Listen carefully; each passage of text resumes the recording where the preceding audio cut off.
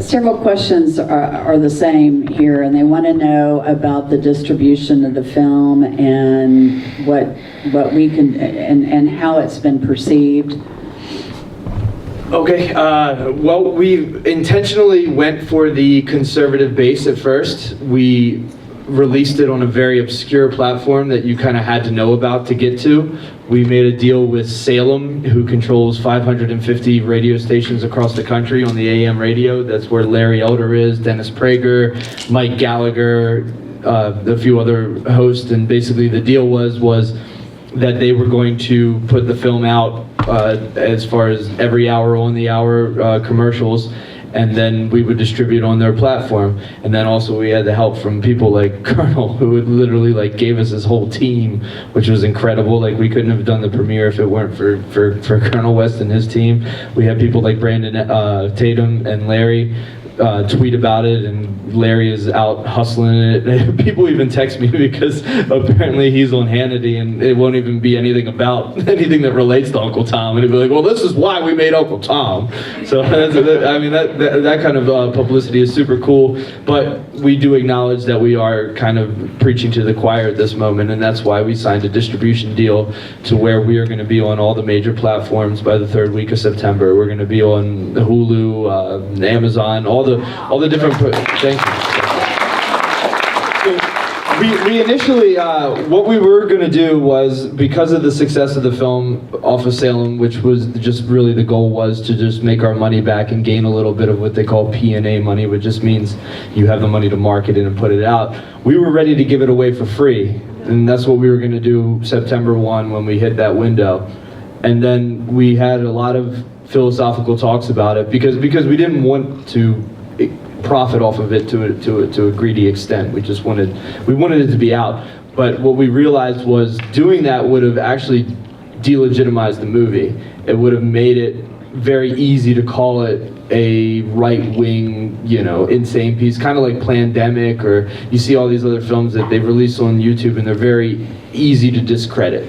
So we decided to sign this distribution deal where you'll be able to rent it or buy it for a window, and then, because God is great, we will be on Amazon Prime after that for the perceived value of free.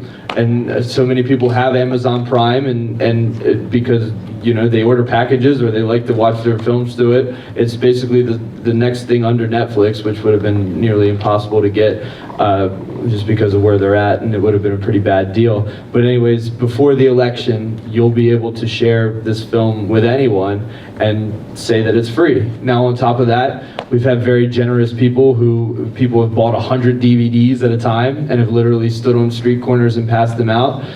People, for instance, Chad has given his DVDs to friends of his, and they pass them out, and we're really, really encouraging that. We're doing our best to make them a very low price point when you buy them at that bulk, with that intention of just giving them away, because that's also what we want. And then other people have just been buying promo codes or things for people to see it, because that's been the biggest criticism, is all the people who need to see it can't see it. So that's been our biggest goal. And then also we're raising a fund right now to put up a bunch of billboards and put up a bunch of ads. So we have a $250,000 goal that we're getting close to hitting, and we want to put billboards in all major cities, so whenever you're driving to work, you just see a big old thing that says Uncle Tom. I think that's super cool. The #1 documentary. And we are the #1 documentary on IMDb, which is pretty cool. Without any paid advertisement, without anything like that, it's been amazing. The support and the events like this, everything. It's been so cool and way more than we expected. And all we want to do is just continue to get this thing out to people, because there's still a large percentage of people who haven't seen it. Well, thank you for that, and of course COVID-19 didn't help with. Well, it was a blessing in disguise, really. We were going to go the traditional route of going theatrical, but we had to pivot, and with that, we've come up with a lot of opportunities that wouldn't have ever really come our way. We basically were able to pay our investors back after our first weekend, which Congratulations, that is. Yeah. Well, and it also debuted at the USA Film Festival hosted in Dallas. Right, yeah. It did do that, and on the night of our premiere, even before it's screened in front of everyone came. It was so cool. Everyone who was in the film came, except Candace because she was out of the country. But Justin comes up to me and he's like, "We've already grossed $50,000." And I was like, "What?"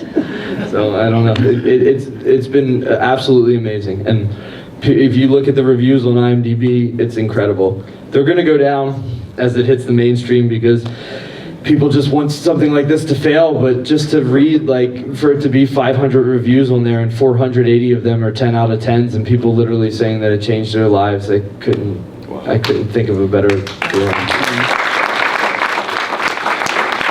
Well, from an artistic perspective and cinematography, it's truly a great film. Thanks. And we shot it all on $800 cameras.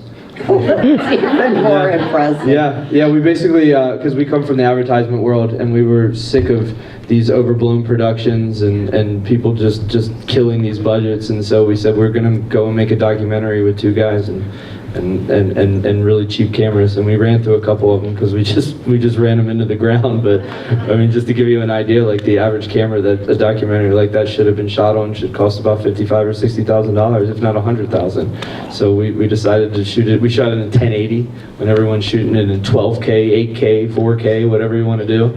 We shot it in 1080p. And we shot some stuff in film, but we just knew that the content was going to rule, and that it wasn't about putting your money into the flash. You know, anyone who was in here, who was in an interview can attest. You know, I think when we interviewed Chad, Eugene, and Pastor Broden, we had this light that wouldn't work unless you held the power cord a certain way, and like.